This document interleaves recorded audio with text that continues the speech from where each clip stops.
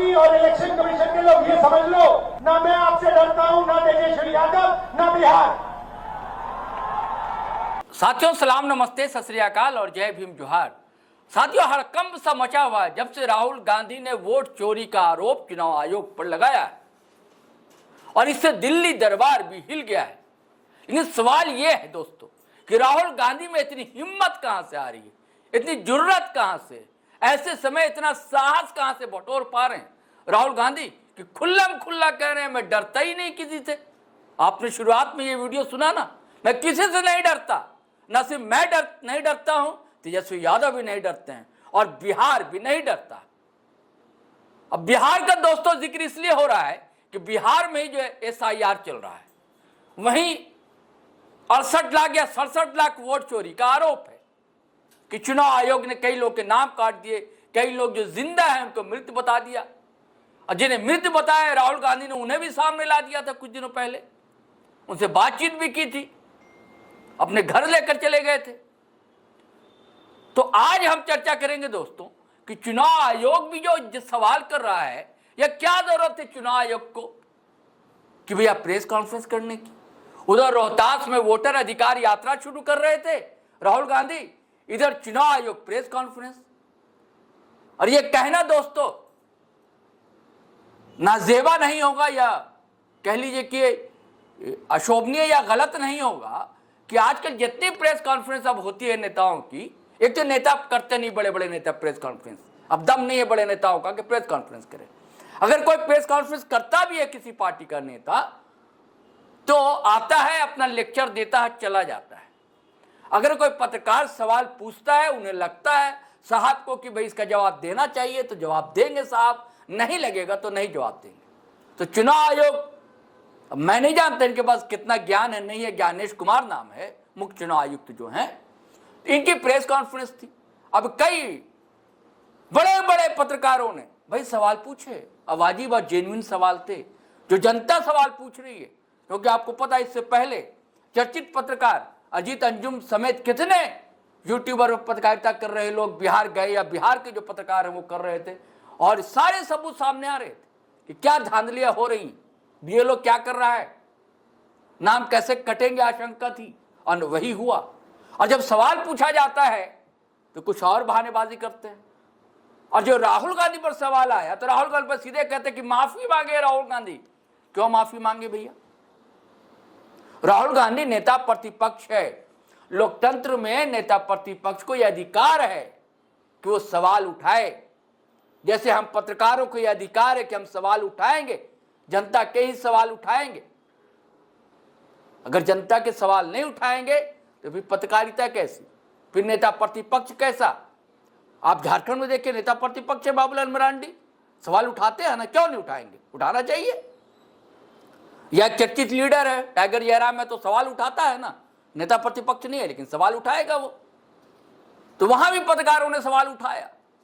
और देखिए कितनी बचकानी बात कह रहे हैं वो। जब CCTV फुटेज दिखाने की बात आती है तो ज्ञानेश कुमार महोदय जी कहते हैं कि भाई हम माँ बहनों को बेपर्दा कैसे होने देंगे, उनका CCTV फुटेज क्यों दिखाएंगे। अरे गजब होगी बात, पहली बार ऐसा हो रहा है क्या? अब तो हर जगह CCTV कैमरे लगते हैं, हर जगह माँ बहन बेपर्दा होती है क्या? बल्कि कथित बड़ी पार्टी है, उसके कई नेता उन्हें ऐसा काम किया है, CCTV का बड़ा गलत उपयोग किया, इस्तेमाल किया है। और राहुल गांधी पर सवाल उठाते हैं। लेकिन वही अनुराग ठाकुर जो कि मंत्री भी है, भाजपा के लीडर हैं, उन्होंने भी ऐसा सवाल वोट चोरी का उठाया था। वहां चुप्पी घिग्गी बंद जाती है, जिसे चुप्पी मत कहिए, घिग्गी बंद जाती है। तो आप फ्रेम में देख रहे हैं, हमारे साथ पॉलिटिकल एडिटर हैं शरण सिन्हा।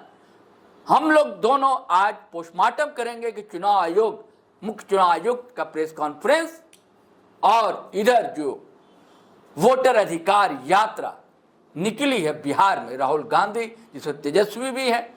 पहले दिन तो लालू प्रसाद यादव भी थे, खड़गे साहब थे, और भी लेफ्ट के लीडर थे, कई लीडर थे, आज भी कई लीडर साथ हैं। VVIP पार्टी के सहनी साहब हैं, लेफ्ट पार्टी के लोग हैं, कांग्रेस के RJD के लोग। अब जिस तरह भीड़, आप ये वीडियो देख रहे हैं दोस्तों, जिस तरह भीड़ उस यात्रा में उमड़ रही है। अभी हालांकि एक और यात्रा चल रही है प्रशांत किशोर की, बदलाव यात्रा, उसकी हम चर्चा हमेशा करते रहे हैं। मैं जिक्र इसलिए कर रहा हूं कि एक और यात्रा चल रही है मैं ये तुलना नहीं कर रहा हूं कि वो यात्रा बड़ी है, ये यात्रा बड़ी, लेकिन आप ये वीडियो देख रहे हैं ना, कितनी भीड़ है, कतार है लोगों की बिल्कुल। और ये उस इलाके में है जहां से भाजपा के सांसद जीतते रहे हैं। ये औरंगाबाद के आसपास का वीडियो है, वहां से सांसद भाजपा के, उस इलाके में इतनी भीड़ है। और कल मैं एक दो वीडियो देख रहा था, जो कुशवाहा समाज है, वो आज कहा जाता है कि भाई उपेंद्र कुशवाहा उधर है, नीतीश कुमार एनडीए की तरफ है, तो कुशवाहा समाज है। कई कुशवाहाओं ने कहा कि ऐसी कोई बात नहीं। कई लोग कह रहे हैं कि हम तो भैया भाजपा के वोटर थे, लेकिन ये धांधली हुई है। वोटर कह रहा है, खुलकर कह रहा है, कैमरे के पास आकर। तो हम समझते हैं, सीधे चलते हैं शैलन जी के पास। शैलन जी, क्या लग रहा है आपको? पहला तो ये, क्या इतनी हिम्मत कहां से राहुल गांधी को ऐसे दौर में? और दूसरा, चुनाव आयोग का ये क्या बचकाना बयान नहीं है? प्रेस कॉन्फ्रेंस की क्या जरूरत थी? देखिए, हिम्मत की बात जहां तक आ रही है, तो सबसे पहली बात तो यही है, जो गलतियां हैं और यदि किसी ने पकड़ी है जी, तो निश्चित रूप से उसमें हिम्मत तो होगी। और जब वो सवाल उठा रहा है, और खासकर एक ऐसे संवैधानिक संस्था पे जिसकी निष्पक्षता को लेकर पिछले 25-30 सालों में हमेशा बड़े बड़े दावे हुए हैं, और वो दिखा भी है, चाहे वो टीएन सेशन का समय रहा हो, एसवाई कुरैशी का समय रहा हो, एमएस गिल का समय रहा हो, या दूसरे और जो मुख्य निर्वाचन आयुक्त, चुनाव आयुक्त तो रहे हैं, उनके तमाम चीज़ों में या उनके तमाम कार्यकालों में आप ये कह सकते हैं, जो चुनाव चोरी या वोट चोरी या फिर मतों की धांधली, मतदाताओं की संख्या में हेरफेर, इस तरह के कभी कोई आरोप नहीं लगे थे। लेकिन पिछले कुछ सालों से लगातार आरोप लग रहे हैं। हाँ, आरोप ही नहीं लग रहे, अब तो उसकी पुष्टि भी हो रही है ना जी। राहुल गांधी ने, यदि वो प्रेस कॉन्फ्रेंस 7 अगस्त को करते हैं और ये बताते हैं जो कैसे 1 लाख वोट की चोरी एक विधानसभा क्षेत्र में होती है या लोकसभा क्षेत्र में होती है, और ऐसे ऐसे कई लोकसभा विधानसभा क्षेत्र हैं, तो निश्चित रूप से वो सच की चीजों पे खड़े हैं। और वो उनके पास सबूत भी, सबूत इन द सेंस जो चुनाव आयोग क्या संविधान की अवहेलना नहीं कर रहे हैं राहुल गांधी? गणेश कुमार ने कहा कि भाई ये पूछ रहा है कि वोट चोरी हुई है, संविधान सम्मत नहीं है, संविधान के खिलाफ है राहुल गांधी। मैं आपको बता दूं, जो चुनाव आयोग ने सुप्रीम कोर्ट के निर्देश पे बिहार में उन 65 लाख मतदाताओं की सूची जारी कर दी है, और उस सूची को जब हम देख रहे थे तो उसमें कई मतदाताओं के नाम ऐसे गलत पाए गए हैं जो उस गांव में है, उस मोहल्ले में है, लेकिन उनका नाम रिजेक्टेड लिस्ट में या जो आप डिलीटेड लिस्ट में, हाँ, वो बाहर है, स्थानांतरित उनको वो घोषित किया गया। या फिर कई लोगों के ऐसे भी नाम हैं जिसके नाम के आधार पर या फिर उनके मकान के संख्या के आधार पर 0-0 भी लिखा हुआ। एक ही मकान में मुस्लिम भाई भी रह रहे हैं और एक ही मकान में हिंदू भाई भी रह रहे हैं, और एक साथ मकान नंबर 1, ये तो राहुल गांधी ने उठाया था, जो मकान संख्या 0-0 करके बहुत सारे एड्रेस पे ये इस तरह। तो तमाम ऐसी धांधलियां हैं जो चुनाव आयोग के लिस्ट में जारी। और अभी देखिए ना, आप पहले जो, यदि सुप्रीम कोर्ट सख्त नहीं हुआ होता 14 अगस्त की सुनवाई में अपने, तो निश्चित रूप से ये 65 लाख लोगों को पता भी नहीं चलता जो उनका नाम किस वजह से गायब हो गया या किस वजह से उनका नाम कट गया, और किनका किनका नाम। मेरे घर के अपनी मेरी चाची रहती हैं गांव में और उनका नाम सूची से गायब है, जबकि वो उसी जगह गांव में ही रहती हैं, और कहीं नहीं, मतलब ऐसा भी नहीं है जो बीच में कहीं बाहर चली गई या मतलब इस बार बिल्कुल नहीं ऐसा है, अब तक उनका नाम गायब है। तो बहुत सारी ऐसी शिकायतें हैं जिसको लेकर के राहुल गांधी ने सबसे बड़ा सवाल चुनाव आयोग के व्यवस्था पे ही प्रश्न चिन्ह खड़ा कर दिया। और यही वजह है जो, देखिए मैंने कहा ना, जो 7 अगस्त को राहुल गांधी प्रेस कॉन्फ्रेंस करते हैं और 17 अगस्त को मुख्य चुनाव आयुक्त का प्रेस कॉन्फ्रेंस होता है, ये 10 दिन लग गए वो 4 चीजों को बताने में, जिसकी तो चर्चा राहुल गांधी कर भी नहीं रहे। वोट चोरी आपने की, तब ना उन्होंने वोट चोरी की बात, और आप किस हैसियत, और आप कह रहे हलफनामा दे। हाँ, क्यों हलफनामा दे?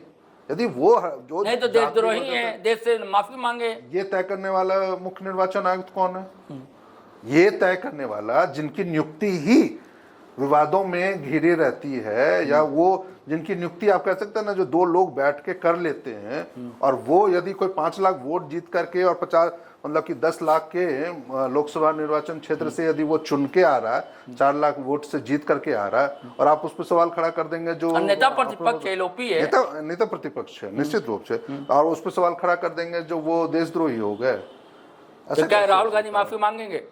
माफी मांगने का तो सवाल ही नहीं है ना। इनके बयानों को कौन देख रहा है?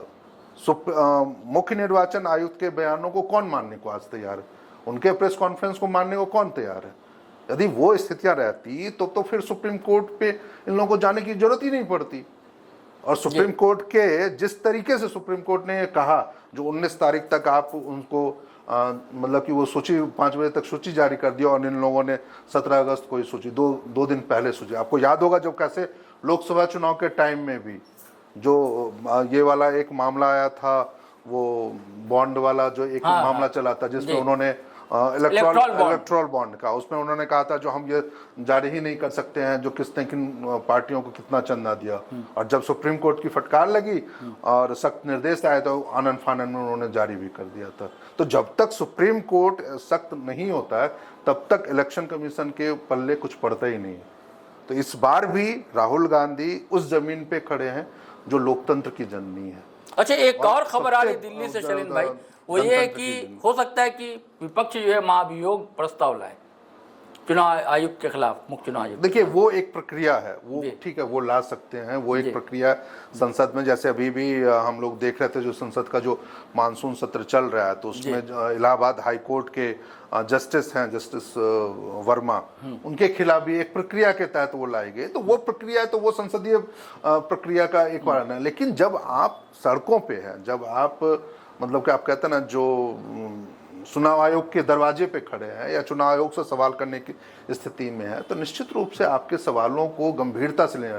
जैसा आपने भी कहा ना, बहुत लोग ये सवाल उठ रहे हैं, और अभी तो योगेंद्र यादव ने भी चुनाव आयोग के प्रेस कॉन्फ्रेंस में 10 सवाल पूछ बैठे। उन्होंने कहा जो अनुराग ठाकुर को किस हैसियत से आपने सो कॉज नोटिस नहीं किया? आपने जब 2 वोटर आईडी कार्ड का मामला तेजस्वी यादव पे उठा था, आनन फानन में आपने उनको जारी कर दिया। लेकिन विजय सिन्हा, फिर वीणा देवी जो एलजेपी की सांसद, उनके हस्बैंड है, जदयू एमएलसी है दिनेश कुमार सिंह, उनके बारे में आपको मतलब कि उनके भी 2 आइडेंटिटी कार्ड, लेकिन आपने उनको जारी नहीं किया। हालांकि बाद में ये जरूर खबर आई जो विजय सिन्हा को भी भेजा गया, और उन्होंने बड़ी सफाई से कह दिया जो हमने तो पटना वाला घर छोड़ दिया था, पता नहीं कैसे उसका नाम रह गया, तो अब हम डिलीट करवा दिए। अरे वो प्रोसेस है।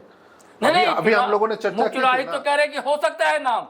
अरे बताइए, वही ना, अभी हम लोगों ने कैसे हम लोग झारखंड की एक माननीय विधायिका है बोकारो की, श्वेता सिंह, उसके खिलाफ भी तो आप मामला चला रहे हैं ना, 4 वोटर आईडी कार्ड होने का। बिल्कुल। और बीजेपी के भाजपा के लोग ही उठा रहे मसला, आप उसको संज्ञान में ले रहे हैं, आप उसको संज्ञान में भी ले रहे हैं।